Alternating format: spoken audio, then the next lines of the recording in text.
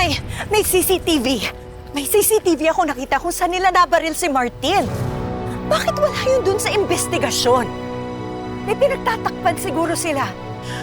Anak, delikado yung sinasabi mo. Nay, yun na yung ebidensya natin. Na tinaniman lang talaga nila si Martin ng baril at droga.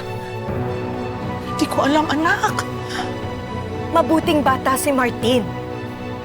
Hindi yun nagdodroga. At lalong hindi yun manlalaban. Dahil wala siyang kalaban-laban sa mga hayop na yon. Anak, alam ko naman yun.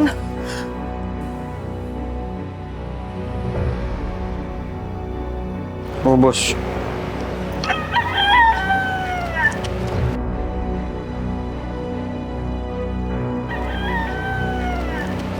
Salamat, boss. Thank you.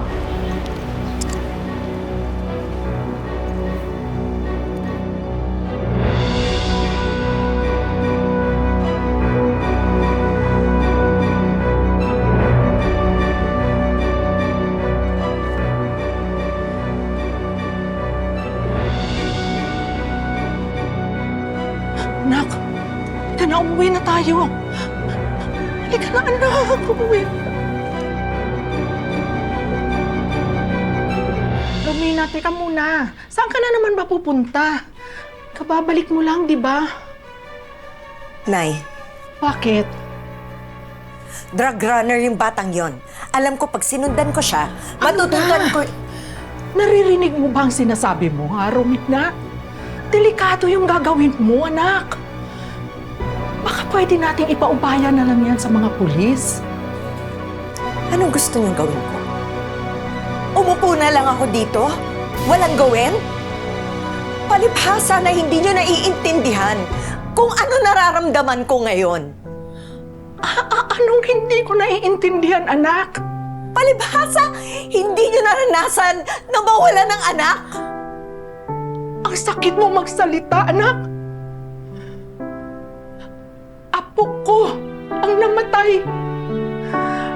Dugo at laman ko ang nawala. Pareho lang tayong nawalan, anak. Wala akong nagawa nung nadamay si Martin sa mga kaguluhan ng mga droga na yan. Pero anak, hindi naman ako makakapayag na pati ikaw ay mawala pa. Nay, sa ayaw at sa gusto natin, damay na tayo. Pero huwag kayong mag-alala. Sisiguraduhin ko na makakakuha ako ng hustisya para sa anak ko. Romina, anak!